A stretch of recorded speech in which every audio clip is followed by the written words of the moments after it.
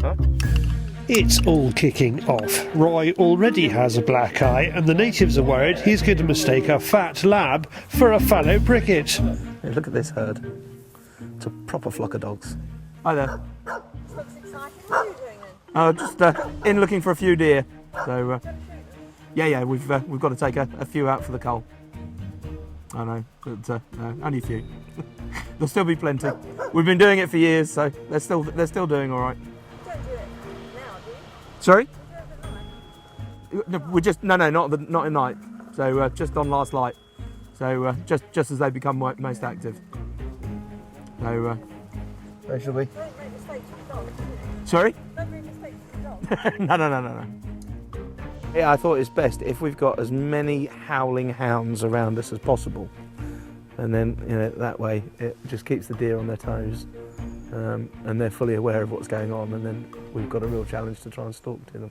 Roy knows we enjoy a bit of banter between stalkers and dog walkers, but instead he wants David to create a film of beauty, not controversy. Why can't we just have a nice, quality, beautifully filmed piece of stalking footage for once?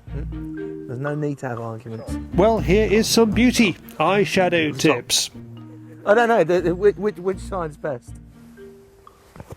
It's like Laura Ashley Purple. Really?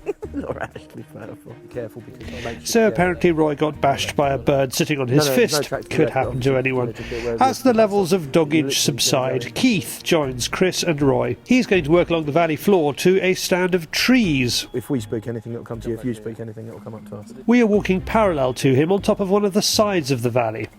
Roy is hoping one of us, or all of us, could strike lucky. Incredibly, considering the herds of hounds running wild just 50 yards away, we come across a perfect spiker, but Roy can't get a clear shot. Then, in the background, another unsighted deer pushes them off. We've been really unlucky. Keith probably moved it as he got into position. It's now a case of cat and mouse, but nothing presents a shot. We spent about 45 minutes trying to get onto them. We only had shots at the does, couldn't find the pricket again. And then on a neighbouring piece of ground, there's a sorrel chasing around a few does, just messing about there. So it's the rut's obviously sort of starting to show signs at the moment. But I'm hoping we can get over the other side of the estate before we lose the light and hopefully get into another group. But we'll have to see how the light goes. Over the other side, we cover a lot of ground. Roy is not giving up without a fight, which is when quality German glass comes into its own. It really does pay to invest in decent optics, because this is when you desperately need them. For another few minutes yet, I would still stand a chance of taking a shot if anything came out. With some of the others, it really does get a bit tricky. It's not often we come away without venison, but it looks like kebabs tonight. Oh well, and we shall have to come out and try harder again.